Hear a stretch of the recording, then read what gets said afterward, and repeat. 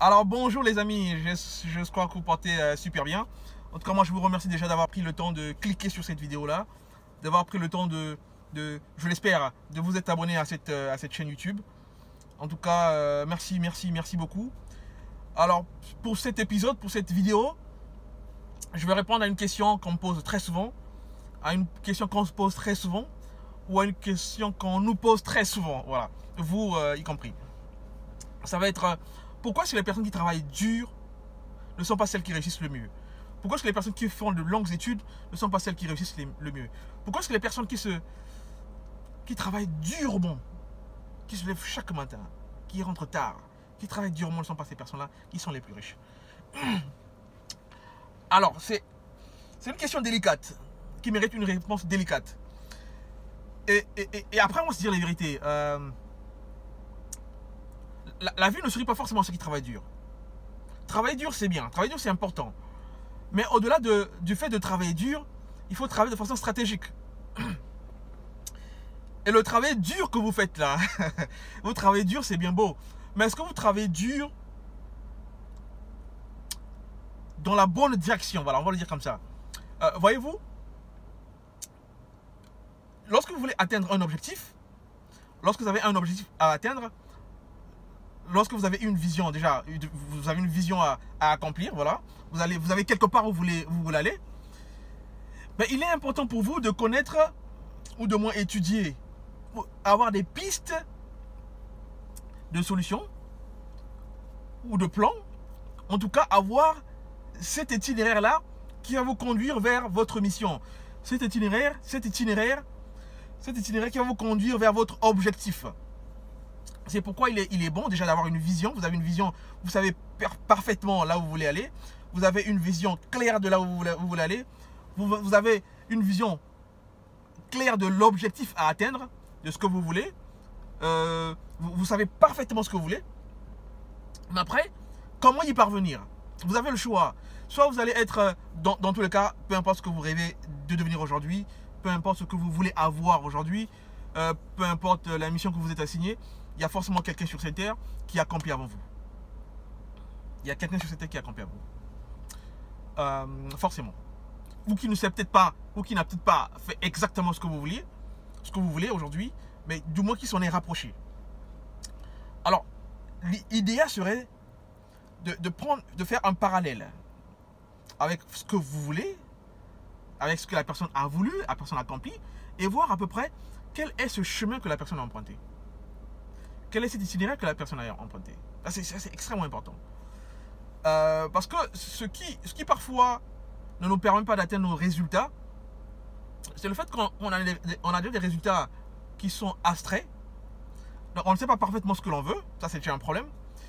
Mais ensuite, puisqu'on ne sait pas parfaitement ce que l'on veut, on a du mal à tracer le chemin qui part de notre situation d'aujourd'hui à la situation voulue. Et ça, c'est souvent un problème que nous rencontrons.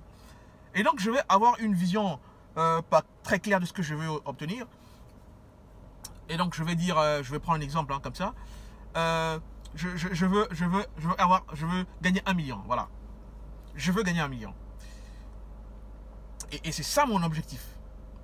Et après, je vais être en train de me battre pour gagner ce million-là. C'est vrai que j'ai 1 million. Encore là, c'est précis. Ça, c'est précis quand même. Prenons l'extrême. Je veux gagner beaucoup d'argent. Voilà. Je veux être riche. Je veux être prospère. Voilà. Mais ce n'est pas suffisamment défini. C'est quoi la prospérité selon vous? C'est quoi la richesse selon vous? Ce n'est pas assez clair. Et donc, puisque ce n'est pas assez clair, il va être difficile pour vous de définir un plan qui va vous conduire vers cette prospérité-là. De définir un plan qui va vous conduire vers cette richesse-là. Voyez-vous? Encore si on revient sur l'exemple précédent, je veux avoir 1 million. C'est un peu plus clair. C'est un peu plus clair. Donc je sais que dans la tête, c'est 1 million que je veux. Après, je vais réfléchir, mais comment est-ce que j'arrive à 1 million? Qu'est-ce que je peux faire qui puisse me rapporter 1 million? C'est un peu plus clair. Et donc quand je vais définir par exemple 1 million, je vais dire je vais avoir 1 million, mais 1 million, je vais l'avoir en combien de temps? Ça, c'est important. Donc je pars de l'abstrait. Je veux être riche. C'est quoi la richesse selon vous? Ben, finalement, la richesse pour moi, c'est avoir 1 million. C'est pour vous, par exemple. Mais 1 million, je dois les avoir en combien de temps? Est-ce que ça va être 1 million que je dois avoir en une année? C'est 1 million que je dois avoir en 2 ans, en 5 ans, en 10 ans? Est-ce que c'est 1 million que je dois avoir en 6 mois? Est-ce que c'est 1 million que je dois avoir chaque année? Est-ce que c'est 1 million que je dois avoir chaque mois? Donc il faut une certaine précision. Ensuite, à partir de ce moment-là, je peux définir comment est-ce que je souhaite gagner ce million-là. Par quel canal? Ça, c'est important. Et donc, je vais ensuite, parce que j'ai une vision exacte de ce que je veux, je vais ensuite définir cette stratégie en fonction de ce que je veux atteindre comme objectif. Ça va être quel est le type de compétences, quelles sont les compétences dont j'ai besoin. Donc, quelles sont les compétences dont j'ai besoin pour atteindre ce million-là? Quelles sont les compétences qui vont me permettre le million au bout d'un mois?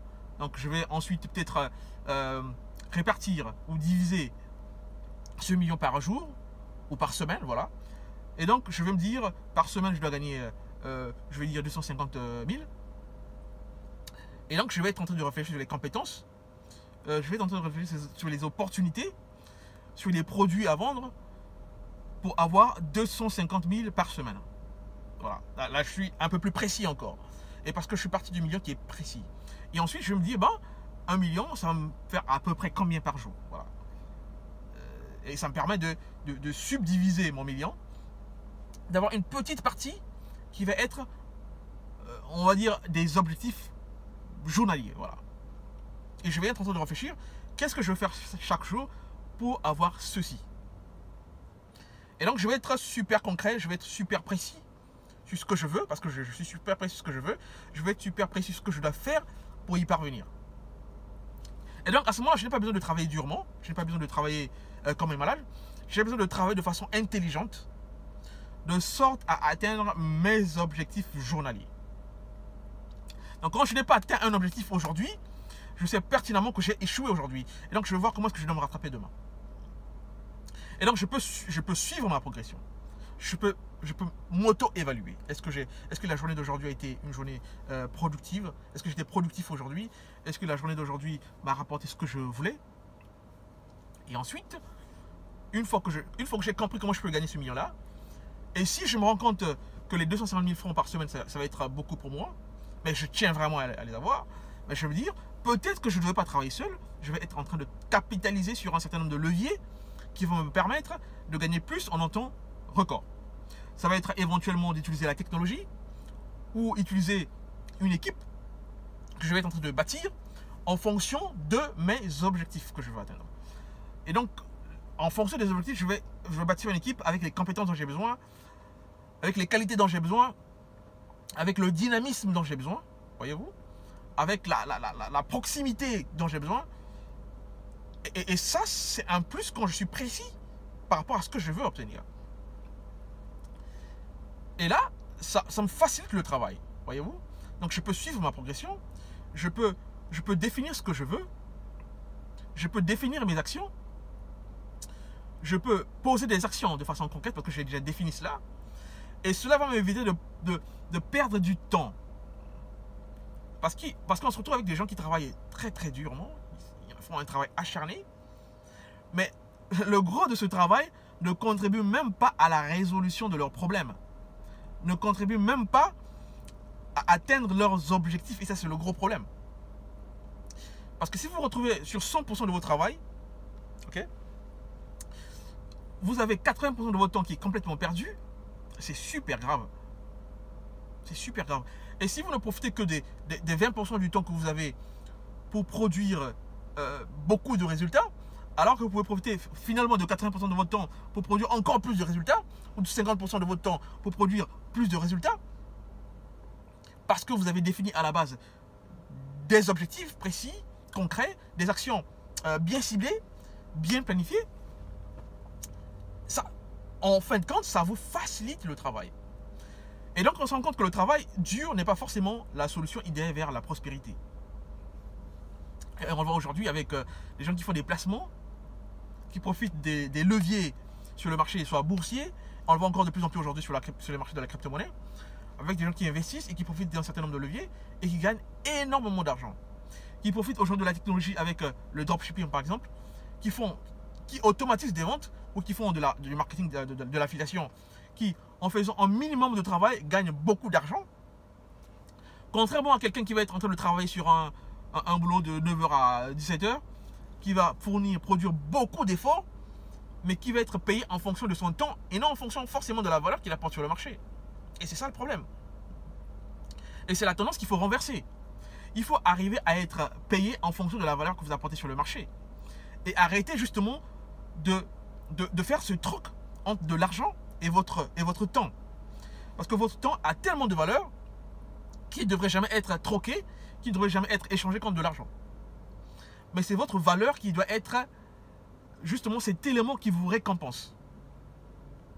Votre temps, vous ne pouvez pas le multiplier, ce n'est pas possible.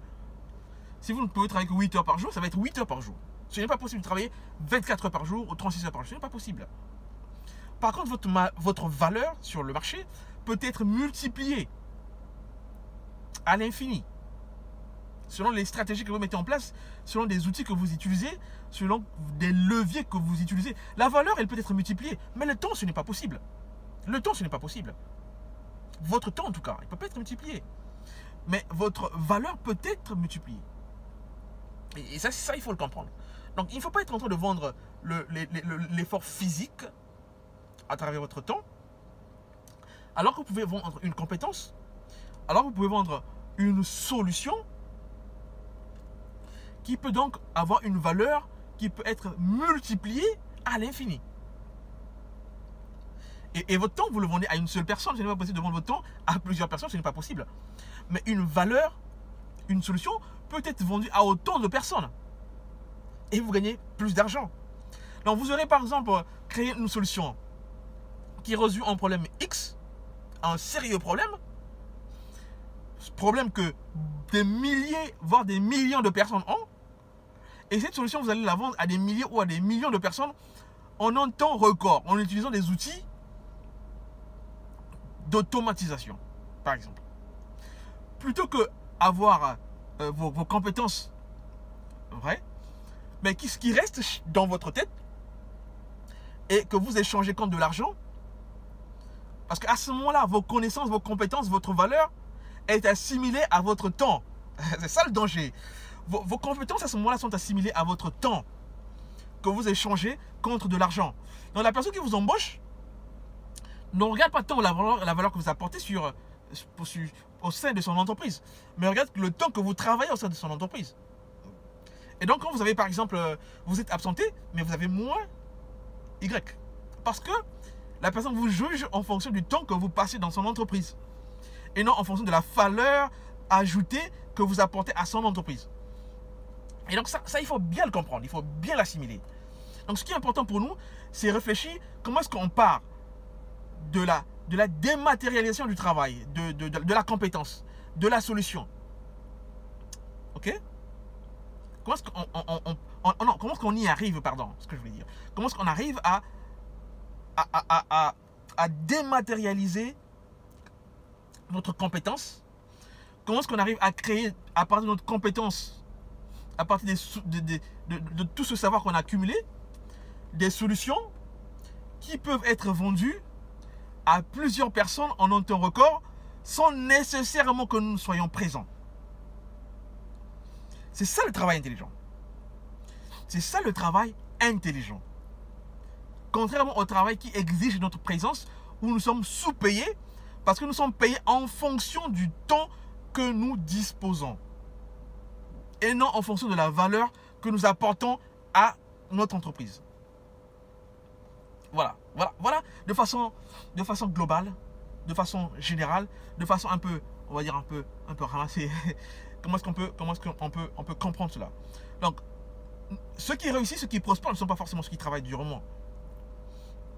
Mais c'est ceux qui ont développé une solution, ok? Des solutions ils ont créé des produits à travers leurs compétences, à travers leurs valeurs, à travers tout ce qu'ils connaissent, à travers leur savoir-faire. Ils ont créé des services, ils ont créé des produits qui peuvent être commercialisés à différentes personnes en un temps record, indépendamment de leur présence. Et c'est ce qui crée de la fortune. C'est la valeur que vous créez. La valeur que vous créez et que vous dématérialisez. Une solution qui existe accessible à des milliers, à des millions, à des milliards de personnes sans que vous ne soyez présent. Parce que vous avez eu à faire un travail plus tôt. Parce que vous avez fait un travail de fond, un travail acharné plus tôt. Et ce travail que vous avez converti en produit qui est accessible à tous en un temps record. Et ça, c'est ce qui fait la différence entre un homme prospère et un homme qui doit se battre toute sa vie pour gagner 100 pains. J'espère avoir répondu de façon intéressante à cette préoccupation-là sur pourquoi est-ce que les personnes qui travaillent durement ne sont pas forcément les personnes qui réussissent le plus. Pourquoi est-ce que les personnes qui travaillent durement ne sont pas forcément les personnes qui sont les plus prospères. Sur ce, je vous souhaite une bonne journée et ciao.